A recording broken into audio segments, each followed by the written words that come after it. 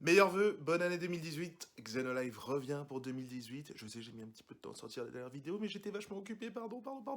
Bref, nous sommes en janvier 2018. Encore une fois, bonne année, meilleurs vœux. J'espère que tout ira bien pour vous. Et avant de commencer la vidéo, je voudrais vous dire un grand merci encore une fois. Je vous dis merci à chaque fois, mais là, on est plus de 4200.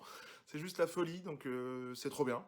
Donc merci d'être aussi fidèles, d'être aussi nombreux, d'envoyer plein de commentaires, de réagir à chaque fois sur les vidéos, ça fait super plaisir. Et puis, bah, janvier 2018, l'épiphanie, la galette des rois, le début d'année, on recommence aux nouvelles bases. Donc, qui dit nouvelle année, dit les vampires.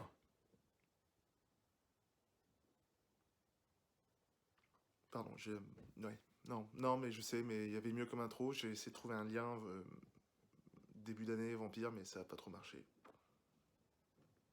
Désolé.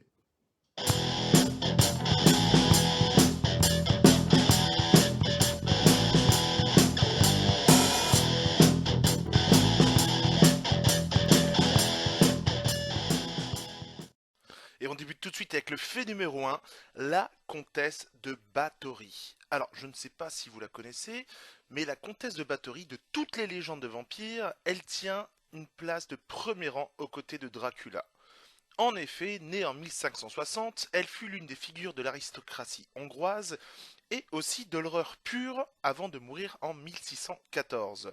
Et avec elle, l'expression prendre un bain de sang, cette expression prenait tout son sens. Donc c'est une comtesse hongroise, elle fut connue apparemment pour avoir organisé le massacre de jeunes paysannes en les attirant dans son château tout en leur promettant un travail.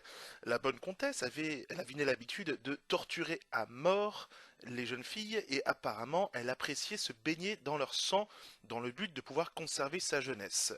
Alors, historiquement, aucun chiffre n'a pu être produit, mais on soupçonne que le nombre de victimes pourrait dépasser la centaine de jeunes filles. Ce personnage a inspiré le cinéma, les jeux vidéo et la littérature, comme par exemple dans l'univers de Warhammer Battle, où les von Karstein, donc la célèbre famille de contes vampires, possèdent dans leur château le calice de sang des Bathory, calice dans lequel est enfermée l'essence vitale des malheureuses victimes des dix vampires. Et avec le fait numéro 2, on va se pencher sur l'origine du mot vampire. Alors, son origine proviendrait du mot albanais dampir, qui signifierait boire avec ses dents.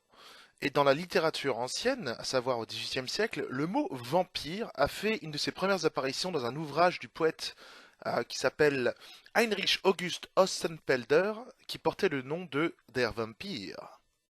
Avec le fait numéro 3, on va se pencher un petit peu dans le domaine médical. Je vais vous parler de la porphyrie. Alors la porphyrie est une maladie assez peu connue, avec des symptômes comme par exemple une sensibilité très forte au soleil, un développement et un saignement des canines dû à une nécrose des gencives et une allergie à l'ail. Et bien tout cela en fait aurait contribué à la formation du mythe du vampire. Faut pas oublier que c'est une maladie très grave et très handicapante. Il y a d'ailleurs une Française qui en souffre, elle s'appelle Yvette, il y a un article qui est disponible sur Internet qui raconte sa vie avec cette maladie, c'est très intéressant. C'est une maladie qui est malheureusement très difficilement soignable et on raconte que Vincent Van Gogh aurait également contracté cette maladie. Et pour le fait numéro 4, on va s'enfermer dans le cercueil du vampire.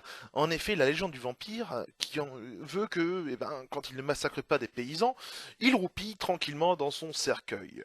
En fait, cette légende proviendrait des profanateurs de cercueils. En effet, ces derniers, quand ils ouvraient un cercueil, tout simplement, ils avaient parfois la mauvaise surprise de voir un cadavre se redresser très violemment, genre à 90 degrés. Ce phénomène physique serait dû tout simplement à un processus de décomposition, mais à l'époque on n'était pas au courant de ça, donc on pensait tout simplement que le vampire se réveillait.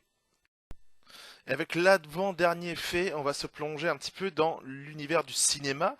Le vampire, c'est un monstre cinématographique. Les films de vampires, ça marche toujours. Depuis Nosferatu en 1922, en passant par Twilight, Daybreakers, Dracula, le film de Francis Ford Coppola, on compte plus de 260 films mettant en scène nos monstres à canines pointues. Pour vous donner un élément de comparaison, les films mettant en scène un requin tueur, on en compte seulement que, enfin seulement c'est déjà pas mal, que 94. Et pour ce dernier fait, on va se pencher sur le mythe du vampire bourgeois. Alors, la vision du vampire, avant celle établie par Bram Stoker, l'auteur de Dracula et d'Hollywood, elle était assez différente. Dans l'Europe médiévale, les mythes populaires présentaient le vampire comme une personne pauvre qui était décédée assez récemment et qui habitait dans un tout petit village sans aucune propriété. Du côté d'Hollywood et de Bram Stoker, on a désormais présenté le vampire comme étant quelqu'un de très riche, bien éduqué, séducteur ou séductrice, très beau et extrêmement puissant. Et pour conclure, deux suggestions de lecture. La première, la trilogie Von Karstein. Ça se base dans l'univers de Warhammer Battle et c'est absolument passionnant. Ça décrit l'avènement et l'ascension du comte Von Karstein et de sa famille. Et le livre de F. Paul Wilson, pardon, La Forteresse Noire, qui raconte l'histoire d'un escadron de soldats allemands qui prend possession d'un château en Transylvanie et un vampire est présent dans ce château et il tue les soldats allemands un par un. C'est à lire absolument. Et ben voilà, c'est la fin de la vidéo. Donc ben, merci d'être resté jusqu'au bout. Et puis ben avant de terminer, je vous incite à faire un petit tour sur la page Facebook. N'hésitez pas à liker la page Facebook et puis bah, continuer à partager, commenter, diffuser les vidéos, ça fait super plaisir. Et puis voilà, je vais m'atteler d'un pas vif et rapide sur l'écriture de la prochaine vidéo.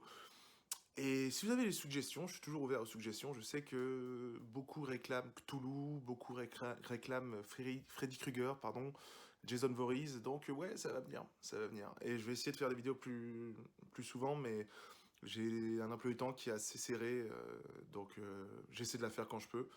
Et voilà, mais en tout cas, merci d'être toujours aussi fidèle. Et je vous fais des bisous sur vos petites fesses rebondies, bande de petits calamars. Bon allez, portez-vous bien et continuez à être aussi monstrueux que vous l'êtes. Voilà, bisous.